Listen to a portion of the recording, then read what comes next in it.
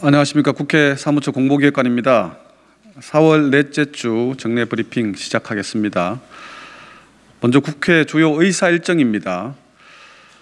아시다시피 이번 주 목요일 4월 29일에 예정된 본회의를 앞두고 법안 심사를 위한 다수의 위원회 일정이 예정되어 있습니다. 자세한 내용은 전반 국회 주간 일정을 참조해 주시면 될 것 같습니다. 그리고 이번 주 수요일 4월 28일에 국회 정보위원회에서는 국정원 불법 사찰 관련 진상규명 추진 경과 보고가 있을 예정입니다. 같은 날 인사청문특별위원회에서는 천대엽 대법관 후보자에 대한 인사청문회도 예정되어 있습니다.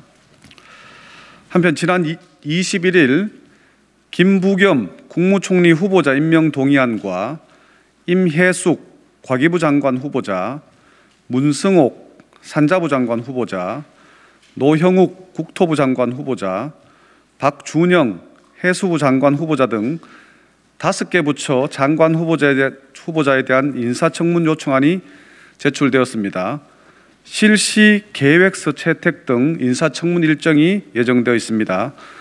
관련 법에 따르면 국무총리 및 5개 부처 장관 후보자 인사청문 국회 처리 시한은 5월 10일까지입니다. 다음은 지난주 접수된 의안입니다. 지난주 접수된 의안은 140건의 법률안을 포함하여 142건입니다. 물가 상승 및 공시지가 상승을 반영하여 종합부동산세 제도를 조정하는 종합부동산세법 개정안이 2건 발의되었습니다. 내용을 소개해드리자면 종합부동산세 기본 공제액을 기존 6억 원에서 7억 원으로 상향하고 1세대 1주택자는 12억 원 이상의 주택을 보유한 경우에 종합부동산세를 납부하도록 조정하는 개정안과 종합부동산세 공제금액을 기존 6억 원에서 12억 원으로 상향하고 1세대 1주택자의 공제금액은 9억 원에서 15억 원으로 상향하는 개정안이 각각 제출되었습니다. 이 외에도 최근 노원구 살인사건 등 택배 배달기사 사칭 범죄에 대한 국민적 우려가 증가함에 따라서 운전 업무 종사 제한 규정에 성폭력 범죄자 등을 포함하는 생활물류서비스 산업발전법 개정안이 발의되었습니다.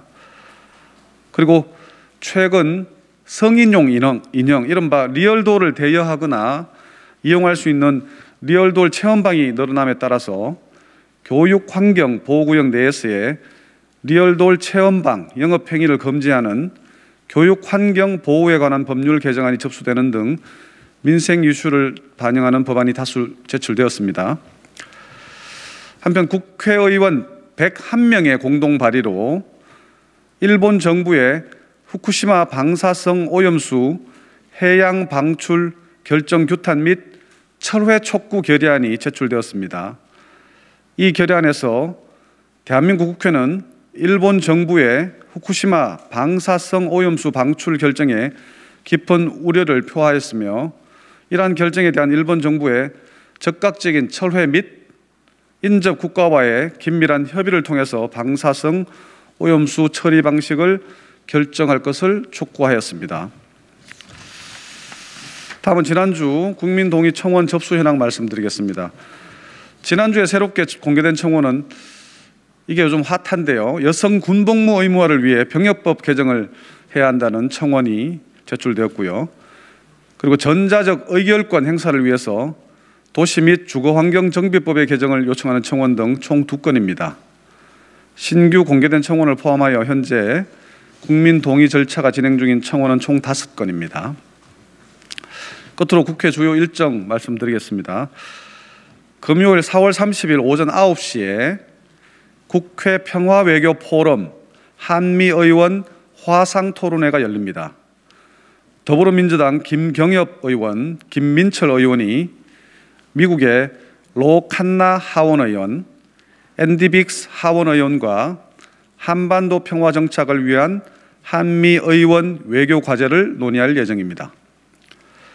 다음 국회 방송국은 이번 주 금요일 4월 30일에 있을 국민의힘 원내대표 선출 선거와 일요일 5월 2일 예정된 더불어민주당 전당대회를 생중계할 예정입니다.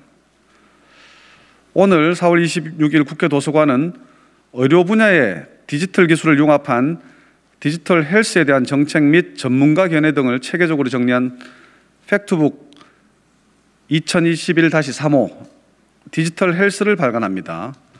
수요일 4월 27일에는 여성의 사회 참여를 촉구하기 위한 일본 정부의 정책적 대응을 소개하는 현안 외국에선 통권 제10호와 그리고 스토커 행위 등의 규제 등에 관한 법률을 제정하여 약 20년간 운용하고 있는 일본의 사례와 개정 과정을 검토한 최신 외국 입법 정보 제158호를 발간합니다. 이상 브리핑 마칩니다. 감사합니다.